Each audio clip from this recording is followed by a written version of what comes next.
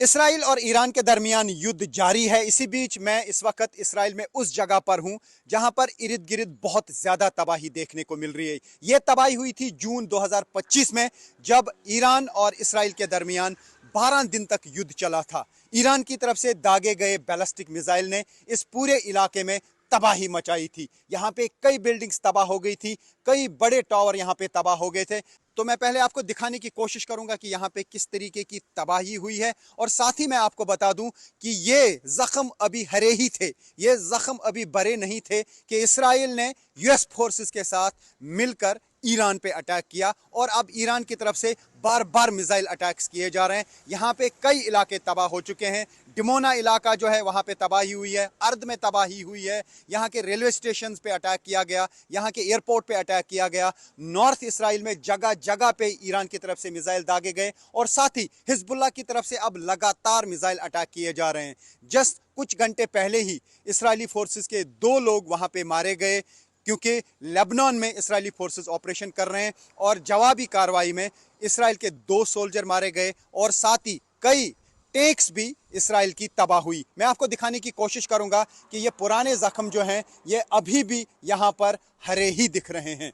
तो ये जो आप बिल्डिंग्स देख रहे हैं ये बर्बाद हो चुकी हैं। इनमें से काफ़ी सारी बिल्डिंग्स ऐसी हैं जो हेरिटेज बिल्डिंग्स हैं, जो यूनेस्को की लिस्ट में हैं। आप देख सकते हैं यहाँ पे क्या तबाही हुई है। ये जून 2025 में उस वक्त तबाह हो गई जब ईरान की तरफ से बैलिस्टिक मिसाइल दागे गए। 12 दिन तक वो युद्ध चला, और उसके बाद सीज फायर किया गया था। आज भी सीज फायर की बातें की जा रही हैं, लेकिन ऐसा लगता है कि अभी ईरान बिना कंडीशंस के कोई सीज फायर करने वाला नहीं है, क्योंकि ईरान को लग रहा है कि आज तक उसके साथ धोखा हुआ है, और अब वो यहाँ पर कोई भी सीज फायर नहीं करना चाहेंगे। या आप देख सकते हैं कितनी बड़ी बड़ी इमारतें जो हैं ये जून 2025 में तबाह हुई थी। अब इन्हें रिपेयर करने की भी कोशिश की जा रही है, लेकिन ये पूरा इलाका जो है ये इस जद में आ गया था, और जो इन घरों में लोग रहते थे वो अभी भी बेघर हैं, वो अभी भी बाकी जगहों पे रह रहे हैं, और ये अभी भी पुराने ही जख्म यहाँ पे इसराइल में देखने को मिल रहे हैं। साथ ही आजकल कई इलाके इसी तरीके के हालात बयान कर रहे हैं, इसी तरीके की तबाही बयान कर रहे हैं, चाहे वो बेत शमिश का एरिया हो, बेरशेवा का एरिया हो, वो डिमोना का एरिया हो, अर्द का एरिया हो, या फिर नॉर्थ इसराइल के कई जगहें हों। तो इसी तरीके के हालात आजकल जगह जगह पे देखने को मिल रहे हैं। बार बार अटैक्स हो रही हैं, बार बार सायरन्स बज रही हैं इसराइल में, और लोगों को बंकरों में जाना पड़ रहा है, और यहाँ की ज़िंदगी जो है, आम जिंदगी, वो काफ़ी मुतासिर हुई है।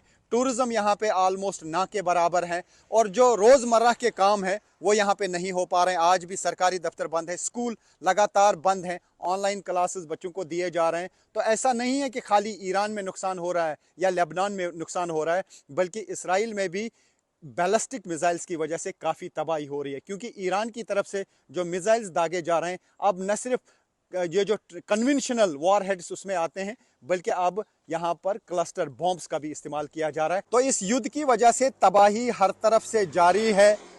इसराइल में जगह जगह पे इसी तरीके के हालात देखने को मिल रहे हैं। जून में भी काफ़ी सारा डैमेज यहाँ पे हुआ था, लेकिन आजकल भी आए रोज़ यहाँ पे इसी तरीके की तबाही देखने को मिल रही है।